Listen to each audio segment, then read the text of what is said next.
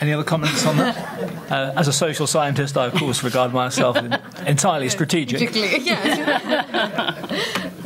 Yes, if only it were as easy as that, actually. What was I going to say about this? Yes, I think there's still an issue. I mean, at risk of playing into the usual non-evidence-based discussions about some GCSEs or A-levels being easier than others, etc., etc. However, in an evidence-based way, we have looked at some evidence from Durham, which does show, irrespective actually of the reality, and we can look at that separately, but there is certainly still a quite significant perception that the hard sciences are still harder. And there is the worry, and I do think it still happens, that some schools are encouraging students to go for, and you can understand why, to a certain extent, that subjects that they're more likely to get higher grades in. And we find this very difficult as well, because we are desperately trying to encourage people to look at what we would see as classic subjects which equip students with the core skills that will enable them to flourish on our courses.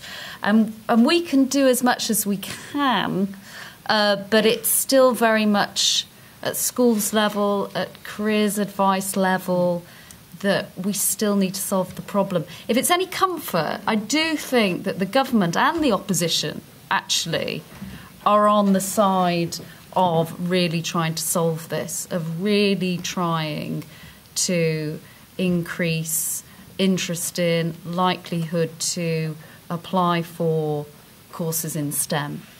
To the extent where some people get frustrated by it, actually. I think Lord Mandelson has been very clear about the emphasis on STEM, and I know David Willits is particularly interested in maths and trying to make sure people take maths.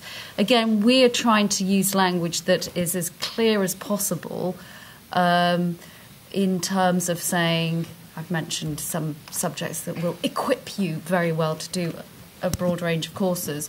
I'm also trying to say, look, if you take these subjects, chemistry, physics, maths, etc., it opens doors for you. I'm trying to say it in a really positive way. So, and I feel quite passionately about this, actually, from my own personal circumstances, because I felt when I was taking these crucial decisions, I wasn't given any very good advice at all.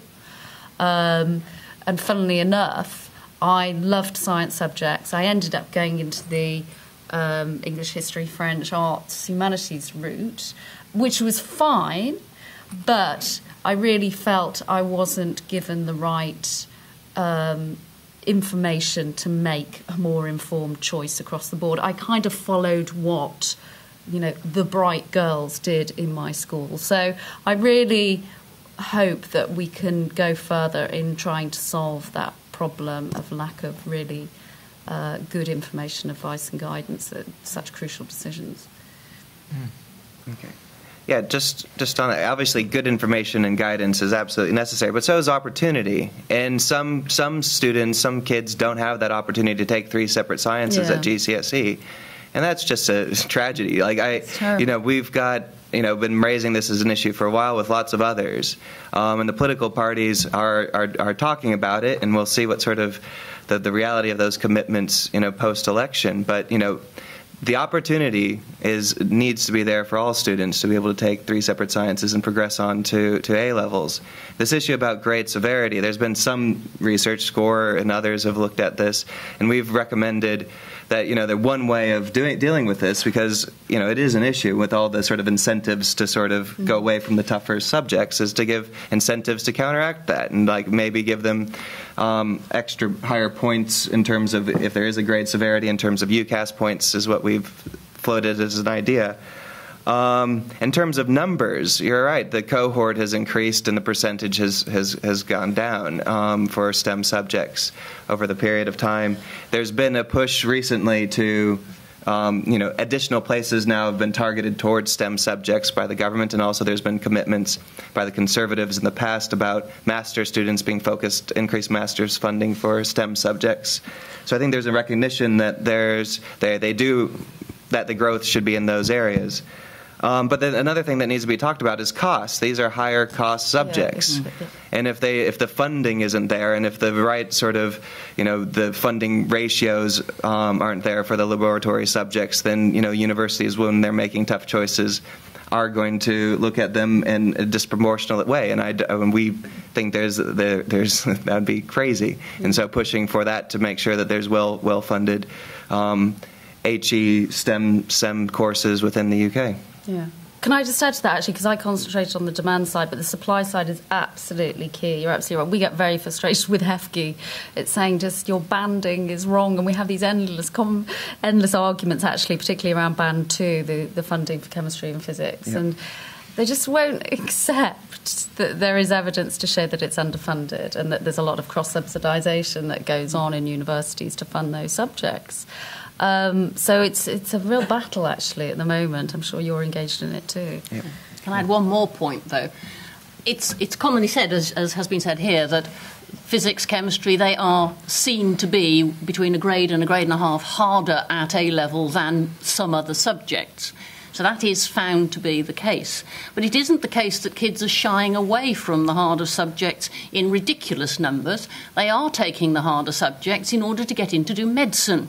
There's vast numbers of students applying to do medicine. They're not afraid of hard work, and they're getting incredibly good grades. But why are they choosing to do medicine and not choosing to do the physical sciences? Well, probably because they're very aware of the salary differential and the value society puts on the medics compared with on the scientists. If scientists really are valuable members of society, we should be recognising that in the way that other career areas are recognised. So it isn't that they can't do science, it isn't that they don't want to do science, it's just that they're using their science in other areas. Good, thank you. I think we're going to have to begin to wind up now because we are getting close to the finishing time. I would like to just, first of all, thank everybody who's been involved, especially the panel, for, I thought, a very stimulating discussion. So I'd like you to join with me in thanking the panel for this particular discussion.